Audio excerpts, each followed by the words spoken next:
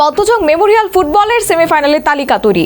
আসরে সেরা 4 দল পৌঁছে গেল শেষ 4-এ। শনিবার থেকে শুরু হচ্ছে ফাইনালে যাবার লক্ষ্যে 4 দলের লড়াই। উত্তেজনায় টইটুম্বুর গ্যালারি, বাদ্যযন্ত্র আর মুহুর্মুহু করতালিতে শুক্রবার উৎসবের মেজাজ পরিলক্ষিত হয় কৈলাসহরের রামকৃষ্ণ বিদ্যালয় মাঠে। জেনারেল পদ্মজং মেমোরিয়াল আমন্ত্রণমূলক ফুটবল প্রতিযোগিতার চতুর্থ কোয়ার্টার ফাইনালের হাই ভোল্টেজ ম্যাচ ঘিরে মুখোমুখি হয়েছিল আসামের গ্লোবাল এফসি কোকরাঝাড় এবং মণিপুরের নেরোকা এফসি। আক্রমণ ও প্রতি আক্রমণের এই লড়াইয়ে শেষ হাসি হাসল মণিপুরের নেরোকা। 2-1 গোলের ব্যবধানে জয়লাভ করে আসরের চতুর্থ দল হিসেবে সেমিফাইনালে পৌঁছে যায়। শুরু থেকেই আক্রমণাত্মক মেজাজে দেখা যায় দুই দলকে।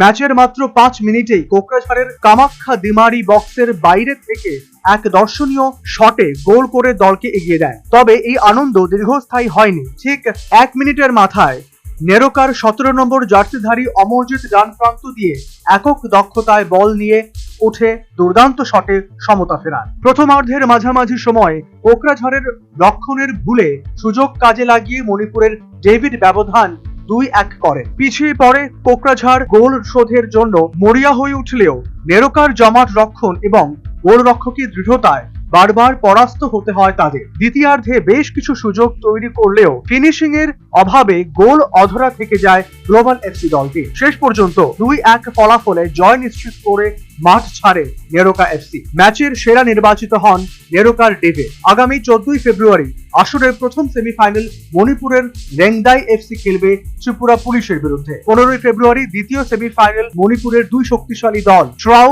ও নেরোকা এফসি একে অপরের মুখোমুখি হবে। Bureau report, news vanguard.